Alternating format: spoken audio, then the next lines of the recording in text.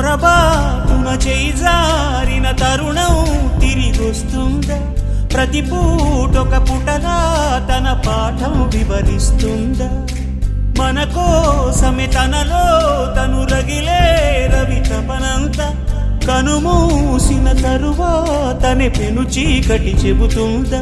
కడతేరని పయనాలెన్ని, పడదోసిన ప్రణయాలెన్ని అని తిరగే ఛాయా చరిత పుటలు, వెను చూడక ఉరికే కథలు, తమ ముందు తరాలకు స్మృతుల చితులు అందించాలా ప్రేమికులు.